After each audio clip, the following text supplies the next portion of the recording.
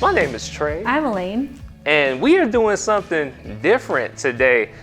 We got some guests in the building, y'all. So let me introduce to you our guests over there on the other side of the table, Andrea and Talia. Y'all make some noise. Woo!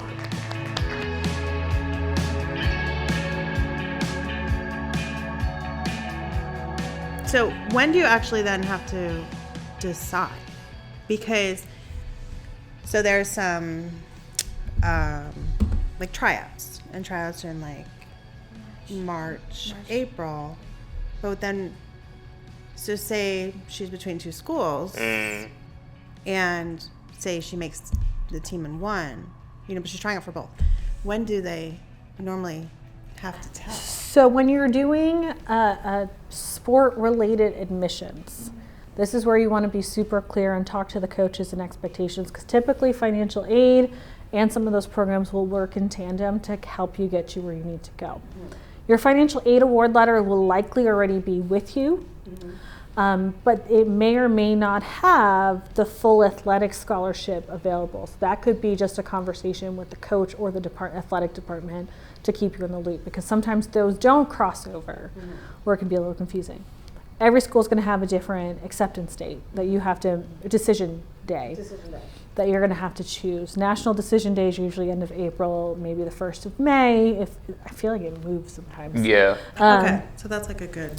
So you get an idea, end of April, beginning of May, and that's your signing day or college decision day is what you'll see it as, and then you'll be able to make that decision then. Okay, so it's around that time. You should have most of your facts by then. Right. I have seen some sports programs that are delayed, which can make it a little more tough and anxiety driven to make those decisions. But if you get into that scenario, I say keep reaching out to the coach and ask and just say, it's really based on money.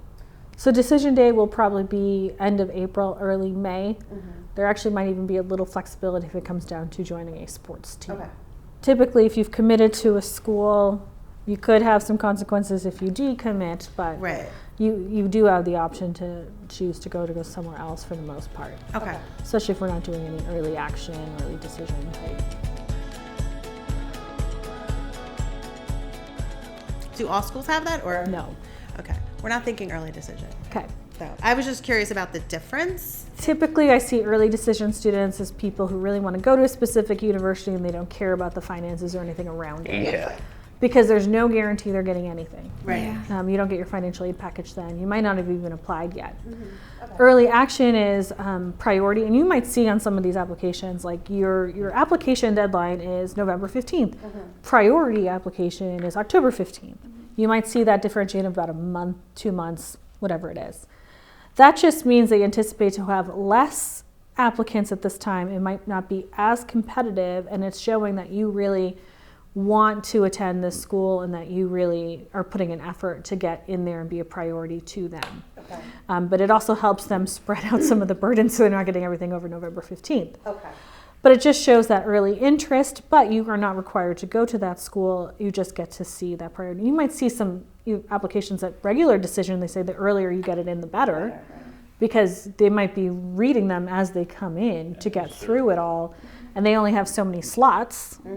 So once they hit that slot and you're the last one they read, they might be done. Yeah.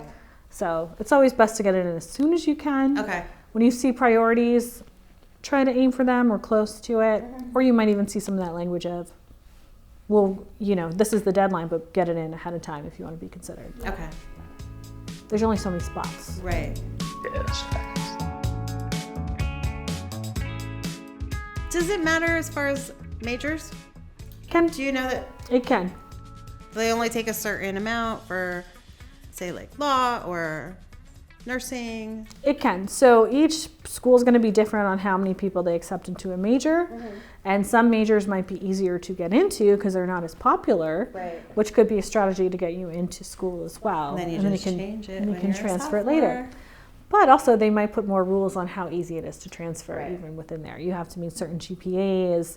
And you still have to be accepted into the new major. So it may not be that clear cut, but choosing a less popular major may be easier to get in, might be harder to get out later.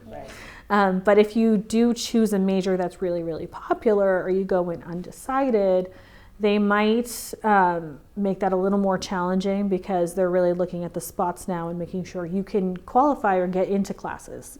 Because there's going to be certain classes you're going to have to be able to enroll in. If they're only offered 2 or 3, and it has to be taken by freshmen, they might have to limit on how many people can actually go to that major for that, especially if it's a prereq or something that sets up all those classes you need to take after, because they don't want you sitting there first semester saying, I have nothing to do. Okay. So different majors may be difficult. University of South Florida, they actually, on College Scorecard, you can look into a little bit more about your specific program and your specific school within that university to help understand what that looks like. Okay. Thank you. And relationships are always good. College nights, online, special major nights as well. Notifications, newsletters, anything you can get on can be really helpful. And if there's any time to get in front of people, it's best to try your best to do that. I know it's hard with schedules, but even if it's a Zoom meeting, tours, that sort of thing, maybe see if you can talk to the people in the college where you want to attend in the different departments. That's always helpful as well. Okay. Thank you.